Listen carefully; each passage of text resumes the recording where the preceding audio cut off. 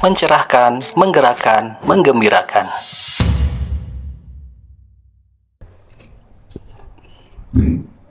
Baik, bismillahirrahmanirrahim. Assalamualaikum warahmatullahi wabarakatuh.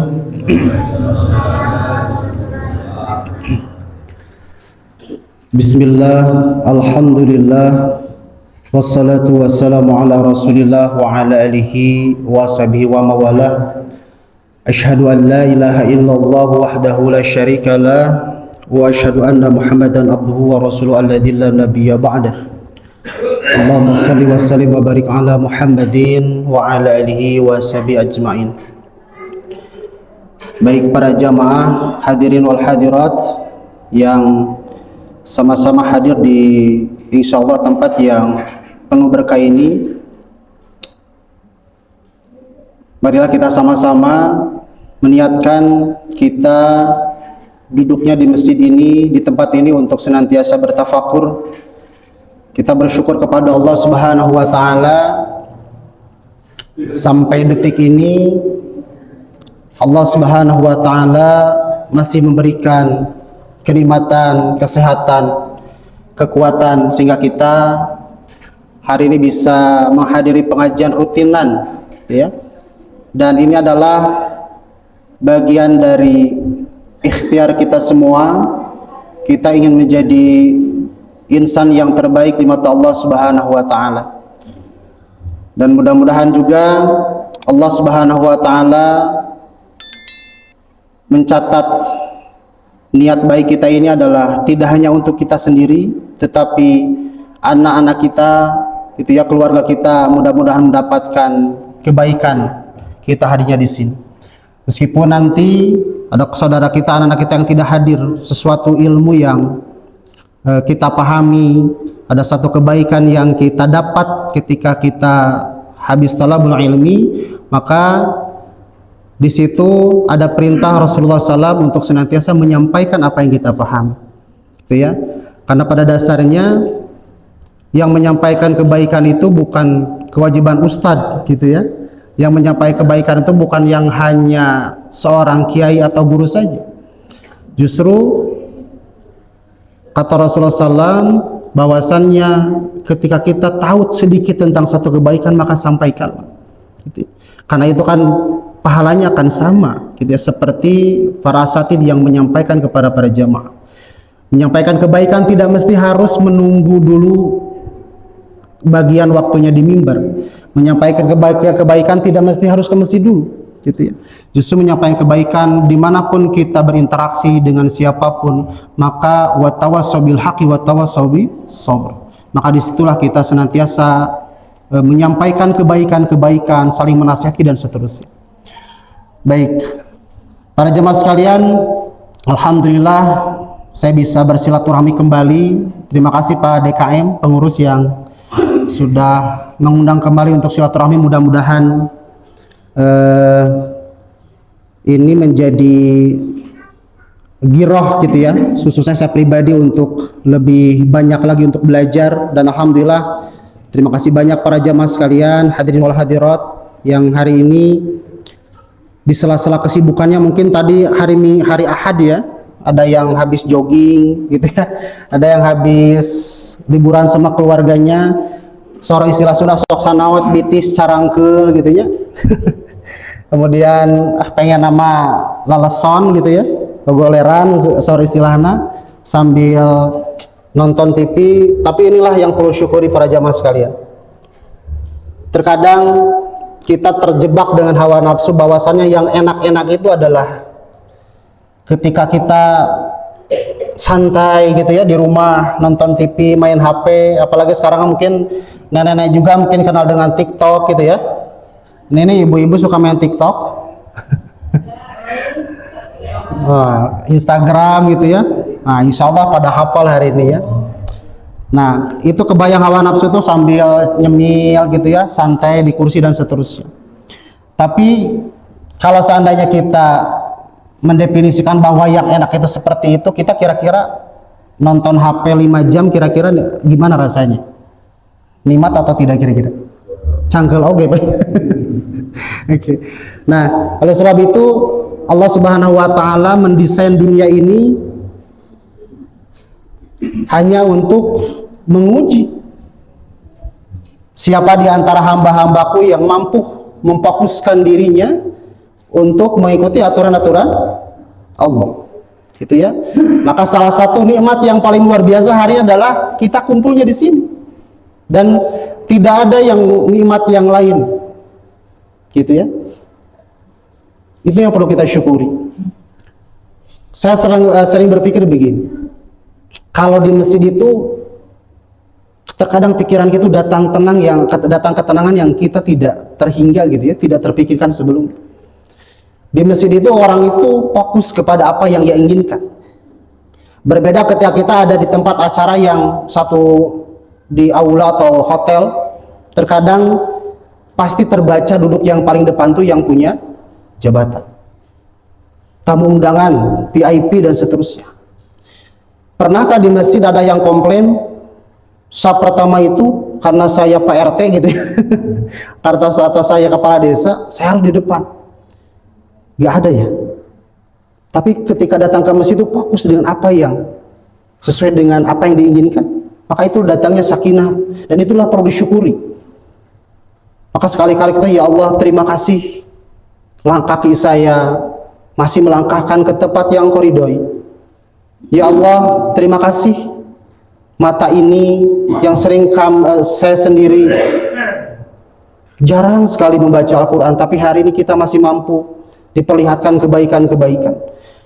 Maka para jamaah sekalian, meskipun hari ini kita punya handphone ya, punya gadget, ketika ada video-video, short video itu, video-video pendek yang berkaitan dengan ceramah, nasihat-nasihat, maka dengarkanlah, perhatikan. Apalagi kalau di situ membahas tentang Al-Quran, tentang hadis-hadis Nabi, maka bisa jadi Allah ingin menyampaikan sesuatu kepada kita. Gitu ya. Dan kalau zaman dulu sebelum ada HP itu, kalau mau ilmu ya pergi ke tempat pengajian, pergi ke masjid. Tapi hari ini luar biasanya teknologi yang paling terus berkembang sampai hari ini. Pergi ke pengajian, kalau kita sesibuk apapun kondisi kita, Allah masih kasih fasilitas. Maka tidak semata-mata kalau kita nonton HP, tidak semata-mata itu kenapa yang ngaji terus. Kalau kita tafakuri, bisa jadi Allah ingin menyampaikan pesan di situ. Maka oleh sebab itu, untuk belajar, untuk senantiasa memotivasi diri dalam melakukan hal-hal yang baik, maka tidak mesti harus datang ke masjid saja. Gitu. Memang yang paling utama ya kita datang ke majelis ilmu, tapi dalam memenuhi pengetahuan, meningkatkan, memelihara keimanan, maka dengan sesuatu tayangan yang sifatnya nasihat-nasihat tentang ajaran Allah, maka perlu kita perhatikan juga, gitu ya. Tetapi meskipun hari ini harus hati-hati, bahwasanya di generasi Z hari ini yang penting di situ ada hadis Nabi, di situ ada ayat-ayat keterangan-keterangan tentang agama, maka divalidasi seolah-olah itu benar, gitu. Ketika saya hari ini belajar sama para dosen di kampus, khususnya di kajian-kajian hadis, maka banyak sekali hari ini yang permasalahan digital ini adalah banyak hadis-hadis yang secara derajat hadisnya lemah, yang seolah-olah indah secara matan hadisnya, secara esensi hadisnya, tetapi di situ para riwayatnya banyak yang bermasalah dan seterusnya. Maka oleh sebab itu, terima kasih pada DKM yang sudah menghadirkan acara pengajian rutin ini, adalah bagian dari saling mengingatkan di antara kita semua. Baik para jamaah sekalian, tema yang saya mungkin sudah sampaikan ke panitia adalah hari ini kita sama-sama belajar, kita mentafakuri satu ayat, yaitu di surat Al-Ankabut ayat ke-69. Ada yang sudah hafal? Ini Anda sudah hafal? Pernah baca ayatnya? Para ibu-ibu, Al-Ankabut ayat 69 atau hafal? Barangkali sudah ada yang menghafal? Oke. Mari kita sama-sama untuk menyimaknya, kemudian mentafakurinya. Saya bacakan satu ayat surat Al-Ankabut ayat 29, ayat 69. Al-Ankabut ini surat ke-29. A'udzu billahi minasyaitonir rajim. Walladzina jahadu fina lanahdiyannahum subulana wa innallaha lama'al muhsinin. Ayat ini pendek. Mungkin kalau anak-anak kalau di 5 menit saja sudah pasti hafal, gitu ya. Yang mana Allah memberikan satu pesan, memberikan informasi, ingin menyampaikan bahwasannya, kata Allah, walladzina jahadu. Jahadu ini maknanya banyak. Secara kalimat kemiripan dalam kalimat bahasa Arabnya jihad, gitu ya. Tapi dalam arti di sini adalah para mufassirin, walladzina jahadu fina, barang siapa atau bagi orang-orang yang bersungguh-sungguh. Jahadu di sini orang-orang yang berusaha memfokuskan diri, gitu ya. Nah, orang-orang yang memfokuskan diri dalam hal apa? Fina, kata Allah, orang-orang yang memfokuskan diri dalam jalan Allah Subhanahu wa Ta'ala. Jalan Allah Subhanahu wa Ta'ala banyak atau sedikit para jemaah? Banyak, gitu ya. Maka syariat Islam itu banyak mengajarkan selain sholat 5 waktu, kemudian Rasulullah memberikan contoh-contoh baik ibadah mahdoh maupun ghair mahdoh. Nah, walladzina jahadu, barang siapa yang bersungguh-sungguh menyikapi sesuatu ibadah, ketaatan kepada Allah, kemudian fina, dan kefokusan itu hanya mengharapkan ridho Allah Subhanahu wa Ta'ala. Jadi kalau ini yang paling banyak kegiatan ngaji biasanya ibu-ibu ya. Ibu-ibu padat banget juga ngajinya. Ya, di daerah saya juga paling banyak itu ya ibu-ibu. Ibu-ibu tuh bisa seminggu 3 kali 4 kali. Kalau bapak-bapak ya mentok-mentoknya Jumatan. Kalau Jumatan juga khatibnya baru salam udah ada tanda-tanda muap 1 kali itu. Gitu ya. Nah, itulah nikmatnya ibadah. Masya Allah. Jadi ketika kita memfokuskan diri khusus dalam menyikapi hal ibadah, jadi ibadah itu jangan dianggap hanya sholat saja, gitu ya. Kita ibu-ibu mendidik anak, gitu ya, menasehati anak, sok sanaos murang kali teh, aduh, gitu ya, sok geremet wae, gitu ya, sampai ke darah tinggi, tensi darahnya naik turun, gitu ya, ujian, itu tuh ibadah, gitu ya. Nah, makanya kalau kita mengaji, konsep jahadu ini adalah tidak hanya dalam melaksanakan sholat saja, tapi walladzina jahadu di sini orang-orang yang bersungguh-sungguh dalam ketaatan kepada Allah, orang-orang yang sungguh-sungguh melatih kesabarannya. Walladzina jahadu, orang yang bersungguh-sungguh dalam menjaga lisannya, orang-orang yang bersungguh dalam menjaga ketepatan waktu sholatnya, orang-orang yang bersungguh-sungguh dalam menambah qiyamul lail, apapun itu yang tujuannya adalah fina, dia senantiasa niatnya hanya mencari ridho Allah.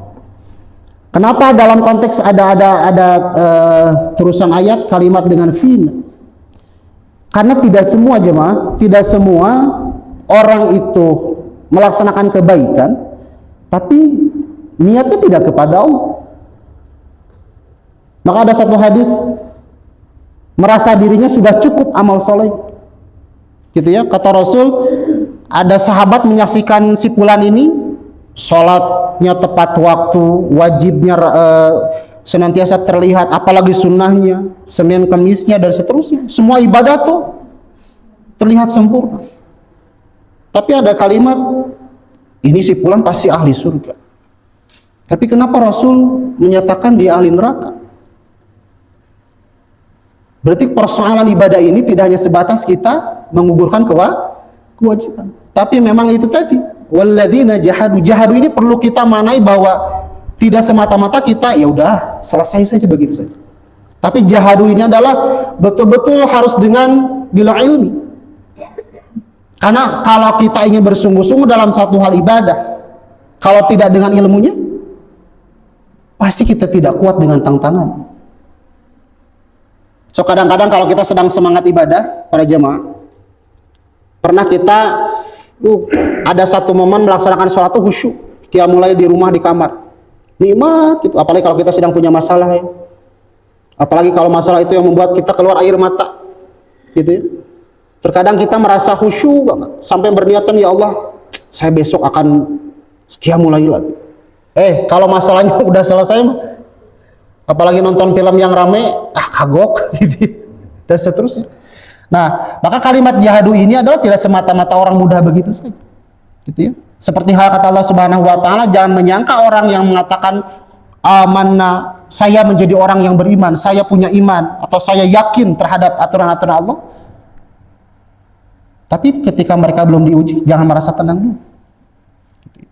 Nah, maka oleh sebab itu para jemaah sekalian, kembali lagi dalam ayat ini adalah walladzina jahadu fina, barang siapa yang bersungguh-sungguh dalam mencari ridha Allah Subhanahu wa taala, diniatkan semua ibadah itu hanya kepada Allah. Ketika saya terlihat mungkin sama teman dekat atau bahkan dengan tetangga, ente meni rajin, gitu ya, meni soleh dan seterusnya. Kalimat-kalimat pujian-pujian yang keluar itu tidak melunturkan kita imannya sehingga kita menjadi sombong. Ya. Maka oleh sebab itu, kata sebagian para ulama menyebutkan kalau kita sedang memfokuskan dalam ibadah, maka jangan terlalu banyak yang hitung-hitung, gitu ya. Jangan terlalu banyak, yang kemarin sudah cukup dan seterusnya. Justru ciri orang yang beriman itu adalah mereka yang terus merasa kurang ibadah. Maka setelah sujud, setelah selesai sholat, kenapa ada sunnah istighfar? Gitu ya. Karena pada dasarnya sekalipun kita merasa husu, bacaannya sudah fasih, apalagi terjemahannya sudah hafal, tetap aja sempat ada hal-hal pikiran-pikiran itu kemana-mana. Apalagi kalau kita sudah punya rencana bepergian besok, apalagi kita sedang punya masalah, terkadang khatam di situ. Ya. Allahu Akbar. Ya Allah, hari ini saya sedang sedih. Gitu ya. Terus dan seterusnya. Nah, itu adalah syiat-syiat setan. Gitu ya. Nah, maka oleh sebab itu kenapa Allah menggunakan kalimat jihadu? Jihadu ini tidak semata-mata bersungguh-sungguh dalam artian persepsi kita. Asal ketika sholat tidak banyak gerak tangan, bukan hanya sebatas lama sujudnya, tapi waladina jahadu di sini betul-betul adalah Allah memperhatikan fil qalb, dalam hati. Dan kita perlu pertanyakan juga, kalau seandainya kita hari ini terkadang nikmat sujud, apalagi kita sambil menangis, kita harus berpikir apakah nangisnya kita ketika sujud itu, apakah karena kita memang betul-betul sudah tumbuh rasa hubbu, rasa cinta kepada Allah, rasa rindu kepada Allah, atau memang karena kita sedang punya masalah? Kan gitu ya.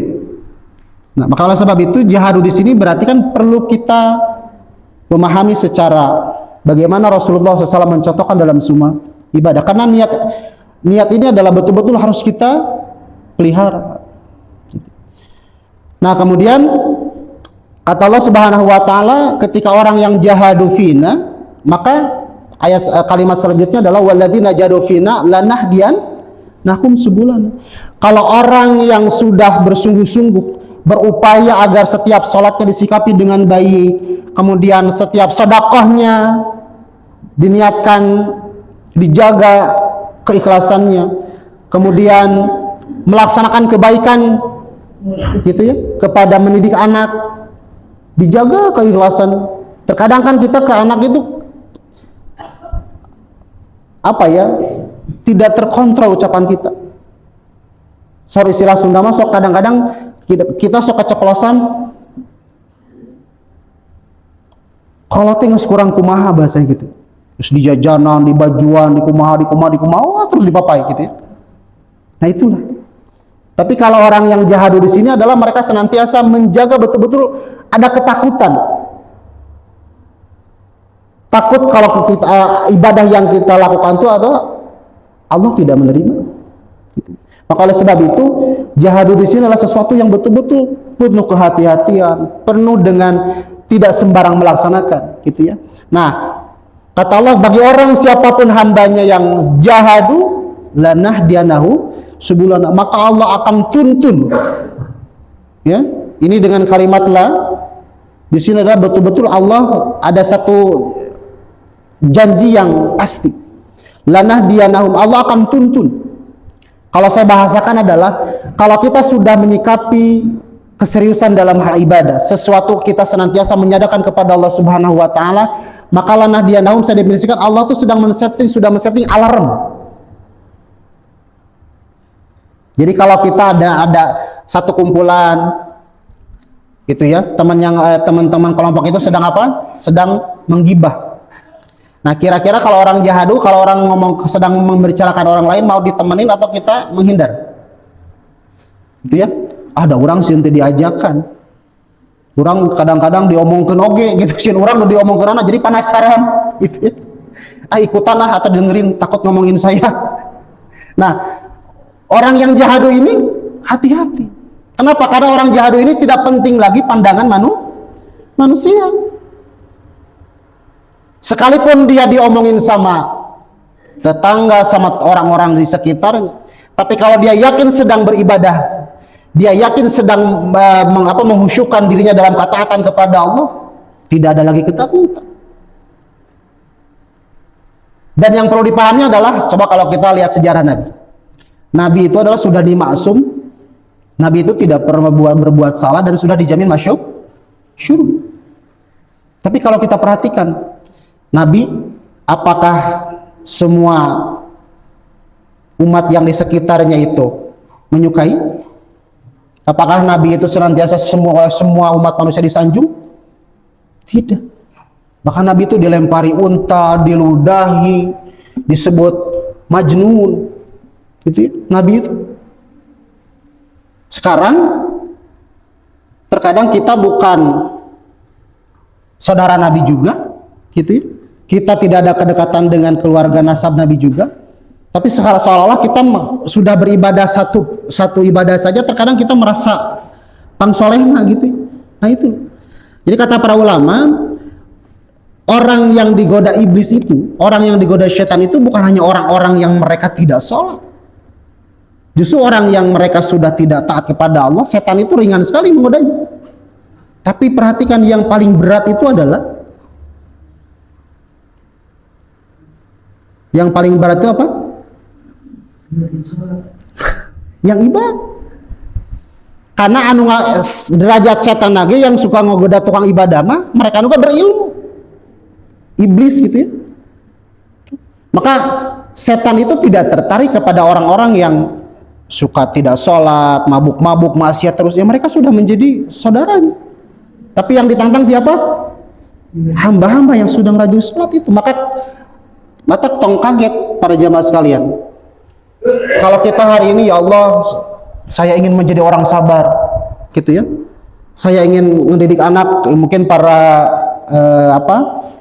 ibu-ibu.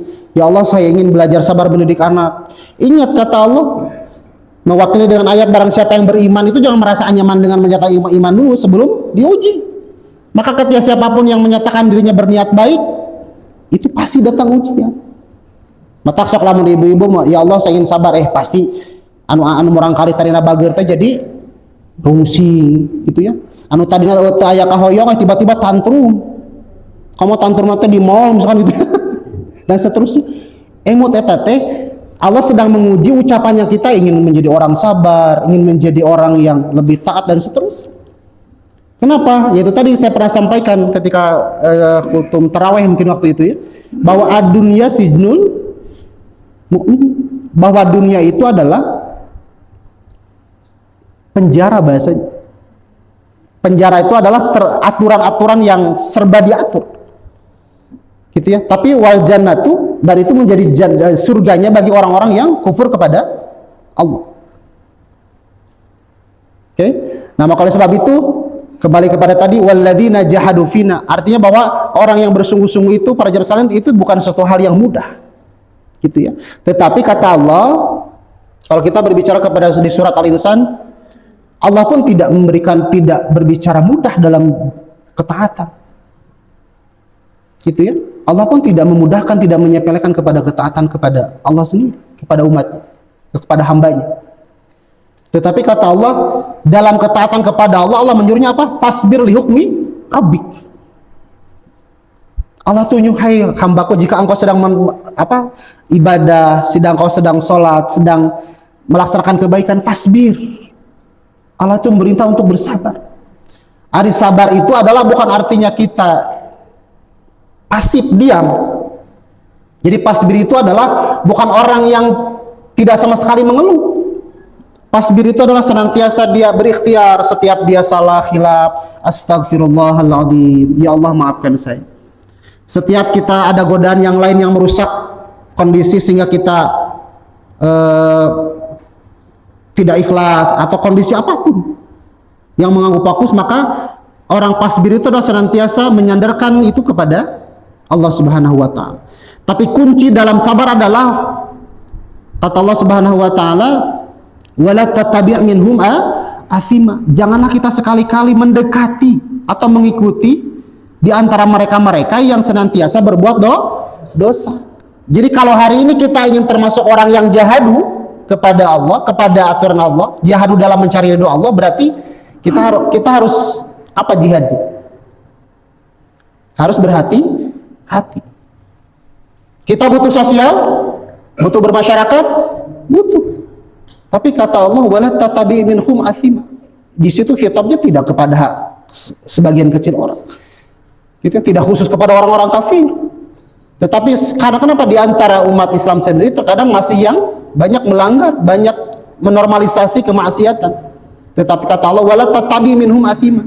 Sekalipun kau tidak punya teman, sekalipun kau enggak diajak, tetapi dalam konteks menentang aturan Allah, dalam konteks Allah tidak ridho kepada kegiatan tersebut, wala tatabi. Kita sering baca surat Al-Mu'minun, qad aflahal mu'minun alladzina hum bi shalatihim khashi'un walladzina hum 'anil lagwi. Orang yang kalimat Al-Mu'minun itu Allah menjamin, qad aflaha, Allah menjamin akan berikan satu kemenangan, Allah akan mendatangkan satu ketenangan kepada siapa? Walladzina hum 'anil lagwi muridun, kepada hal-hal yang tidak bermanfaat, aktivitas apapun muridun.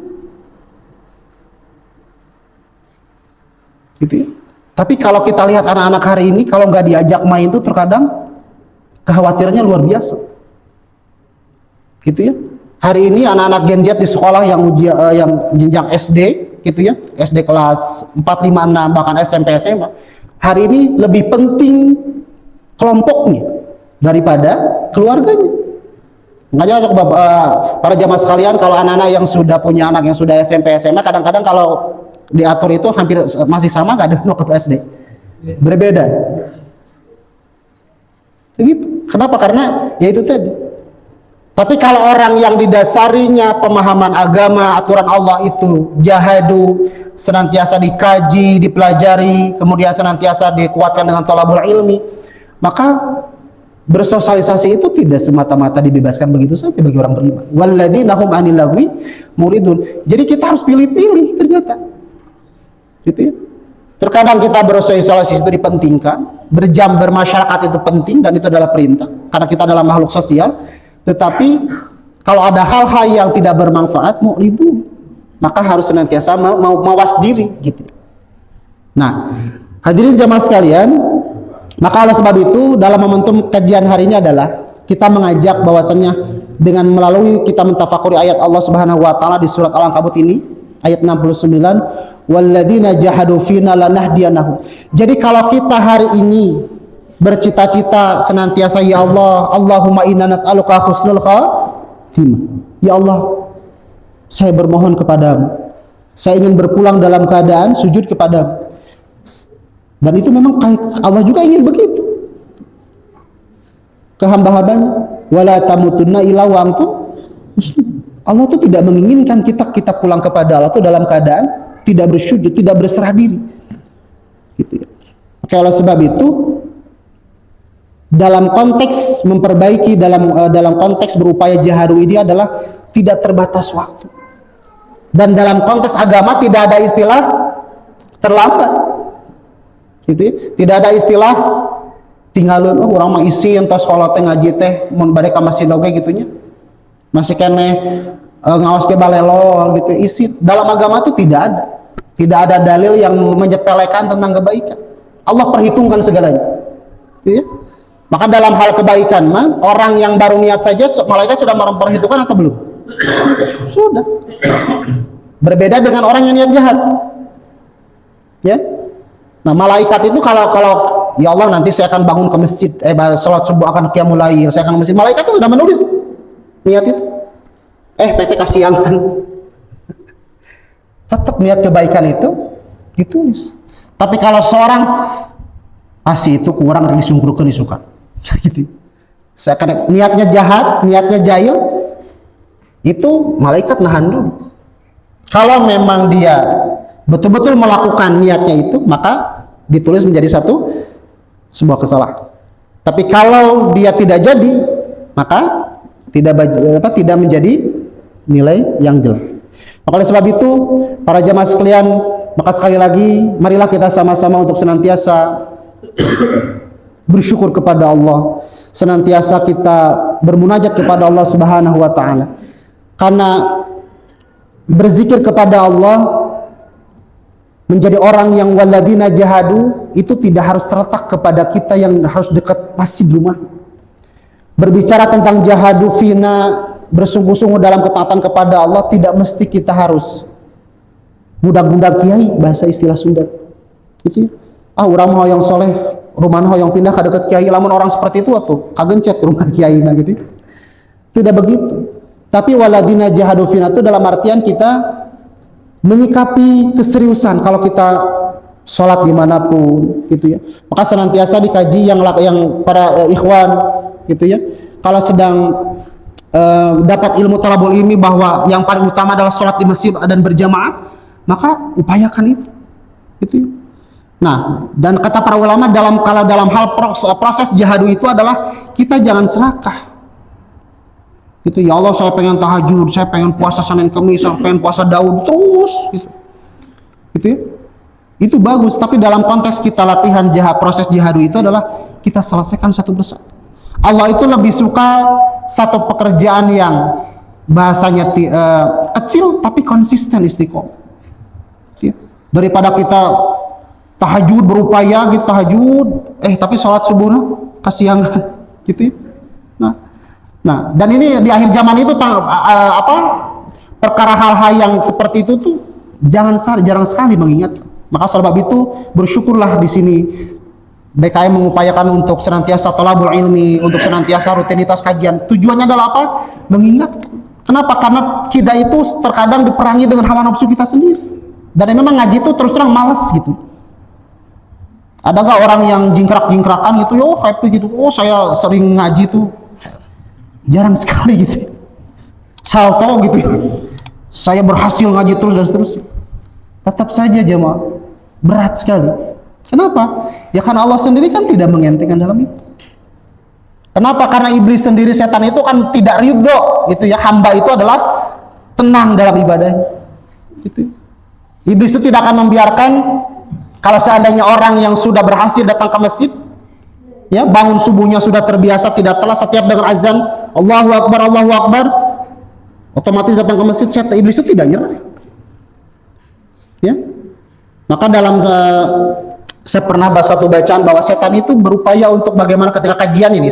Contoh ada kajian seperti ini aja. Ketika datang satu majelis di majelis ilmu, itu jamaah itu digoda oleh setan gitu ya. Senantiasa ditaburkan tepung ke matanya. Kenapa? Biar tidak fokus kepada apa yang disampaikan, apalagi di situ yang menyampaikan tentang ayat-ayat Allah. Jadi batak mau ngawas karawas bu, kalau ngawas mah saja mau mata teh perih nih. Sagara karawas. Punggung teu ateul cabakan we gitu. Gitu ya. Dan memang begitu tantangan dalam mencari ilmu keridhaan Allah itu memang berat. Kenapa? Karena setan itu berusaha untuk mengupayakan kita itu kalau kita sudah berhasil dirusak pahalanya. Kalau seandainya si Fulan sudah bacanya sudah fasih, sudah apapun, apakah itu iblis nyerah? Enggak. Tetap aja dibisikan segala sesuatu. Kata kemudian sholat mah segala ingat. Mata kayak istilah nosok limperan gitu, limperan teh hilapan gitu ya. Sering lupa, percaya karena sholat mah. Mending sholat lagi dia ingat gitu ya. Ada sampai begitu. Gitu. Nah, setan tuh berusaha itu. Kalau setan sudah si hamba itu sudah berusaha, gerakannya sudah bisa fokus, bacanya sudah khusyuk, maka dirusak apanya? Niat. Apalagi kalau sudah habis pada pas sedang sholat itu kita sedang sakit hati. Apalagi ngejurungsing, wah. Setan berusaha mendesain agar apa? Agar balas dendam, agar kekehele terus muncak dan seterusnya. Begitu. Maka kenapa dalam sholat itu sunnahnya adalah istighfar? Begitu. Jadi istighfar dalam sholat mah orang nanu jurungsing nuju henteu kabayang lain. Kamu pada angkat sholatnya pada liburan. Ka pantai us kabayang pas sujud teh pas kabayang ngajaro cai teh kumaha. Apalagi bade ngeueum ka Garut ka Cipanas, kabayang tahan eta tidak keur salat mah. Luar biasa. Itu siapa itu yang berusaha itu? Setan tuh begitu. Maka setelah sholat itu wajib mengucapkan astagfirullahaladzim. Kenapa? Karena kata Rasul itu sedikit sekali manusia tuh diterima sholatnya, tapi mereka menyangkanya sudah khusyuk. Ya itu tadi. Rakaat pertama mah Allahu Akbar khusyuknya ini. Ya. Allahumma ba'id baini wa baina terus pas sujud. Terus saya ingat mulai gitu ya. Nah itulah. Maka oleh sebab itu dalam kalimat jihadu ini tidak instan para jemaah sekalian. Oleh sebab itu kata Allah fasbir li hukmi rabb. Jadi bersabarlah dalam taatan kepada Allah. Jadi kalau hari ini kita sholatnya kenapa kan dalam istilah sunnahnya ketika meskipun kita ada ngalamun dina sholatnya ada dalil nggak yang untuk diulangi? Nggak ada. Syariatnya adalah senantiasa meminta istighfar lagi gitu ya. Nah, hadirin jemaah sekalian, maka kita kembali kepada ayat yang tadi gitu ya. Maka melalui dengan ayat ini mudah-mudahan kita menjadi orang-orang yang senantiasa memplanning diri kita untuk senantiasa menyikapi atau istilah dengan Qurannya jihadu tadi dalam hal apapun. Kalau kita hari ini merasa kurang dalam bacaan Quran, maka kita perbaiki bacaan kita, dekati dengan Al-Quran itu. Kenapa? Karena umat Islam itu tidak hanya selesai dengan sholat saja. Gitu. Al-Quran itu perlu dibaca. Al-Quran itu adalah sebagai hudal linnas. Gitu. Nah, hudan itu adalah apa? Peta ya. Hudan itu petunjuk.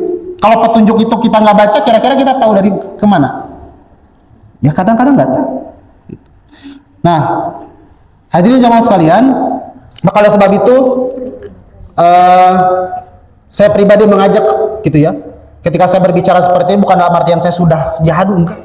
Sama saja. Gitu ya. Jangankan saya pribadi, seorang kiai, seorang hafiz Quran, seorang ahli hadis, seorang mufassir apapun, tetap saja dalam konteks ibadah tuh iblis itu tetap akan menggoda. Gitu ya. Sampai kapan? Ya sampai selama napas ini ada, selama kita masih hidup, maka kita akan senantiasa sampai syakaratul maut. Maka kenapa syariat ketika orang sakaratul maut perlu ditalqin? Karena setan itu sedang membisikkan agar dia tuh lupa terhadap kalimat-kalimat tauhid. Maka syariat ketika orang yang meninggal tuh la ilaha illallah ditalqin gitu. Dan kalimat la ilaha illallah itu tidak semudah yang dibayangkan bahwa ya udah wae kita ari la ilaha illallah anu barang siapa yang membaca la ilaha illallah ketika meninggal akan masuk surga. Bukan artian kita tos ya ke badai maut atau karek ngapakeun la ilaha illallah. Gitu ya. Nah, la ilaha illallah itu tadi ada kaitannya dengan proses jihadu ketika kita di dunia. Ketika kita dalam proses hari ini ketika jihadu, maka mudah atau tidaknya kita mengucapkan la ilaha illallah tergantung kepada jihadu ibadah kita di hari ini. Gitu ya. Maka oleh sebab itu jangan sepelekan ketaatan kepada Allah. Kita jangan sepelekan sekecil apapun kebaikan kita, maka Allah mengatakan jihadu fina. Bersungguh-sungguh bersungguh-sungguh itu dalam artian melakukannya, mempraktekannya, dan bersungguh-sungguh itu dalam artian apa? Fina itu dalam artian kita tidak boleh menyandarkan ibadah kita kepada selain Allah. Karena bagi setan itu mudah sekali. Orang yang hari ini sudah sholatnya khusyuk, orang yang sudah istiqomahnya sedekah, terkadang terlihat sama orang dan kebetulan itu orang itu ngomong, itu ya, kamu tadi sholatnya hebat sekali. sujudnya lama gitu ya, sampai karpetnya basah. Padahal si jamaatnya kerpilak itu tuh. Kemudian sedekahnya, uangnya banyak dan seterusnya. Terkadang dengan ucapan-ucapan pujian yang indah didengar, tapi justru itu khawatirnya apa? Merusak keikhlasan kita. Maka setiap melaksanakan kebaikan, kenapa kita perlu mengucapkan istighfar? Kenapa perlu mengucapkan minta ampun kepada Allah, minta bimbingan? Karena itu tadi, terkadang kita tuh dihipnotis oleh setan itu.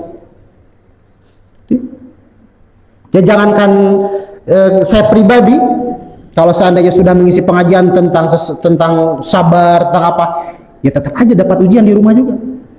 Apakah seorang ustadz itu misalkan anaknya itu tidak marah-marah? Enggak juga.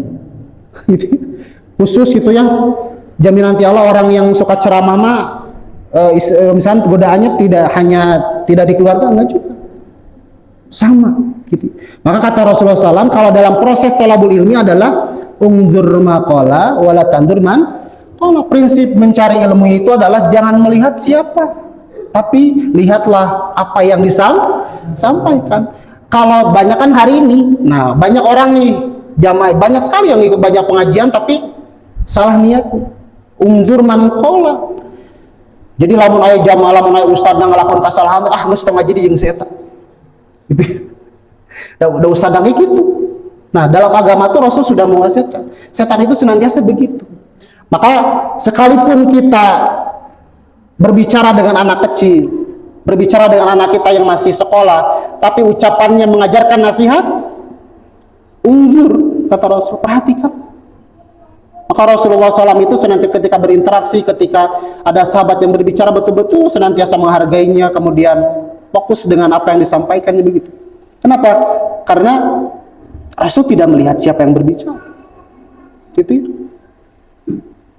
Nah, oleh sebab itu kalimat dengan fokus berniat jihadu di sini adalah banyak sekali. Gitu ya. Banyak sekali tantangannya, banyak sekali proses yang harus kita siapkan. Tidak hanya semata-mata kita, ya Allah saya ingin jihadu dalam sholat saya. Tidak semata-mata mudah dalam jihadu bersedekah, jihadu dalam membaca Al-Quran. Gitu ya. Nah, apalagi baca Quran. Coba baca Quran kira-kira kalau tidak di bulan Ramadan, sekali baca 1 juz kuat, Bu? Kuat nggak, Bu? Wah. Luar biasa ya. Karek sehalaman, perut kerubuk gitu. Sudah ada perut. Sudah ada suara di perut. Tenggorokan kering, kabayang karao enak banget es kalapa dan seterusnya. Segala kabayang gitu. Banyak sekali godaan. Kalau sebab itu kata Allah, fasbir li hukmi rabbik. Nah, kemudian bagaimana cara kita berikhtiar sabar lagi kata Allah dalam surat Al-Insan ayat selanjutnya. Gitu ya. Fadhkur isma rabbika bukratan wasila, maka dawamkan berusaha zikir. Sebutlah nama Allah di waktu pagi dan siang dan sore. Artinya bahwa dari pagi dan sore itu penuhi dengan zikir, ingat kepada Allah. Fadhkuruni adkurkum. Jadi orang yang ciri dari jihadu, sebagian ciri orang jihadu itu adalah mereka fadhkuruni adkurkum. Jadi kalau dimanapun kondisinya, mau di perjalanan, mau di tempat kerja, gitu ya. Allah lagi, Allah astagfirullah, gitu ya. Nah, kalau sebab itu ciri orang yang diridhoi oleh Allah adalah bukan jumlah ibadahnya yang banyak, belum tentu. Surga itu belum tentu bisa ditembus dengan ibadah yang kita lakukan hari ini. Meskipun kita hari ini tidak pernah alpa sholatnya, misalnya sejak SD tidak pernah alpa sholatnya, apalagi sering ke masjid, apalagi baca Quran, itu tidak semata-mata mudah masuk surga. Tapi yang memasukkan surga itu apa? Rahmat Allah.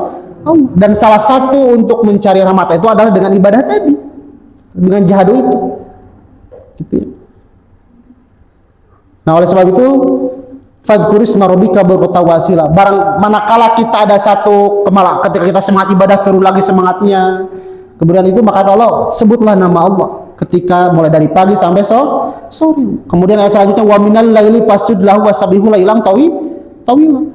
Dan orang yang jahadu itu tidak mesti dalam malamnya itu dihabiskan dengan tidur.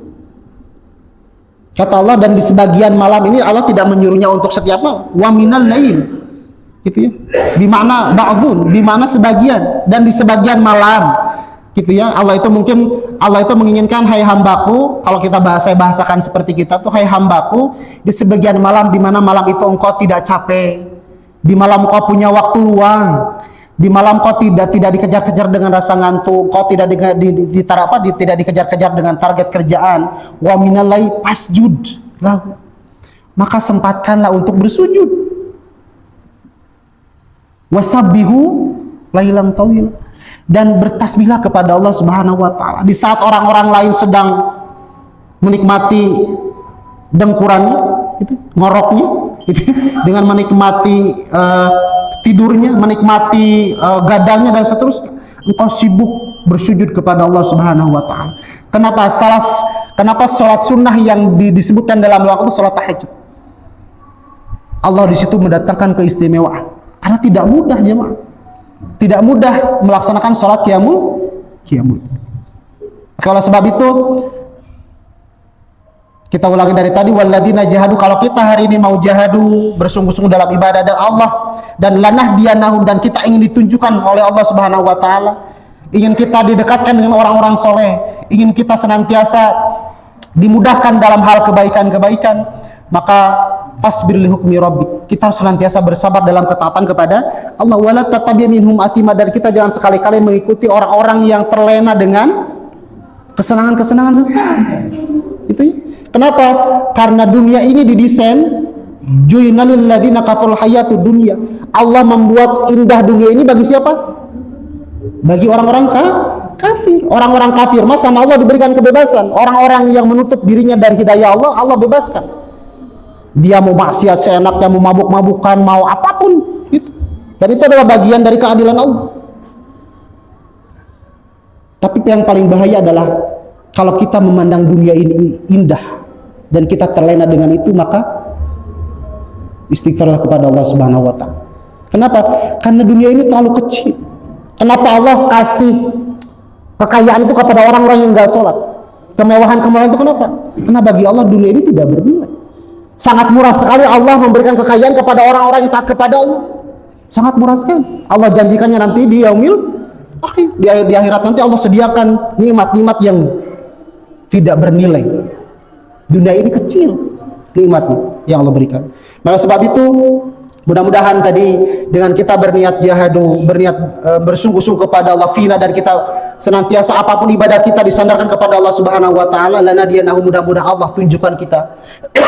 Allah berikan bimbingan kita. Manakala di kantor, orang-orang yang sudah jahadu itu ketika sesibuk apapun, maka Allah cantumkan yang penting ini adalah sholat dulu. Itu ya. Ketika kita diajak berkumpul-kumpul, orang yang jahadu itu adalah senantiasa diberikan satu hidayah, bahwa kita semata-mata tidak senang mengikuti orang-orang yang hanya menghabiskan waktu begitu saja. Gitu ya. Allah tuh sangat senang apabila kita datang ke masjid, zikir lisannya disibukkan dengan apa? Bukan dengan gibahan, menceritakan kejelekan orang lain, tapi senantiasa disibuk zikir, disibukkan dengan baca Quran, disibukkan dengan apa? Dengan kalimat-kalimat yang baik. Maka oleh sebab itu hari ini para jemaah sekalian, bersyukurlah kepada Allah bahwa kita masih dihadirkan dengan orang-orang yang senantiasa kita saling mengingatkan. Dan ada orang yang hari ini merindukan sekali duduk di masjid. Ada orang yang hari ini merindukan sholat berjamaah. Ada orang yang hari ini merindukan tenangnya pakai sarung, pakai kopiah, berpakaian di masjid. Tapi mereka secara waktu Allah belum izinkan.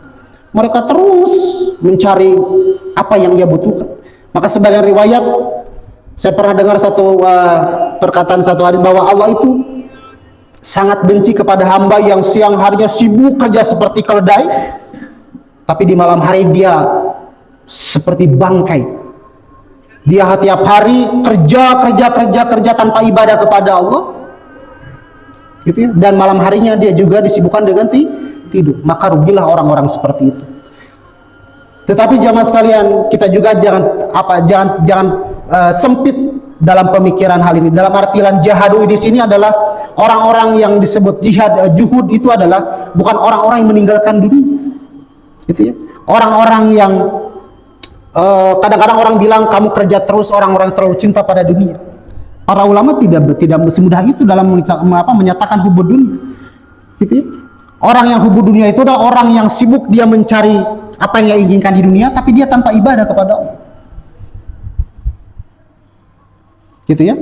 Tapi kalau orang yang senantiasa sekalipun dia dianugerahi pekerjaan yang perkataan orang enak, kemudian dia punya fasilitas yang Allah berikan yang enak, tapi kalau dia itu dijadikan sebuah sujud kepada Allah, dijadikan sebuah nilai ibadah tidak dimasukkan ke dalam hati, itu adalah sebuah titipan, itu tidak hubud dunia.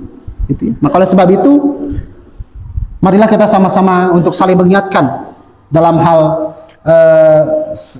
meningkatkan iman dan takwa kepada Allah Subhanahu wa taala. Bagi orang yang beriman, bagi orang-orang yang soleh, wa tajawwadu fa inna khairaz zadid taqwa.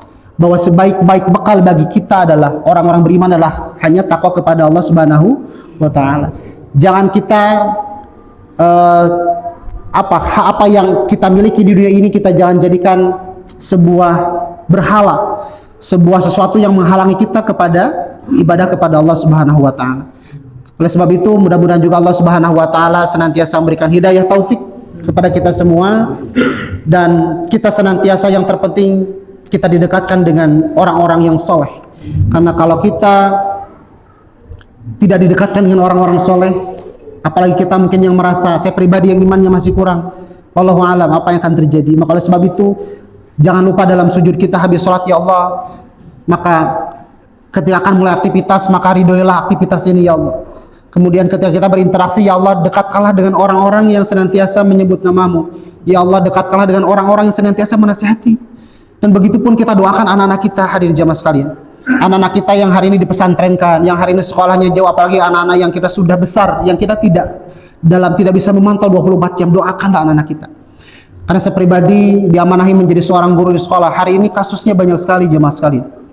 Dan ini sangat kiri sekali, apalagi hari ini ada sebuah korban yang terjadi yang sedang viral hari ini. Seorang anak perempuan yang dibawa oleh laki-laki dan mendapatkan perlakuan yang tidak baik.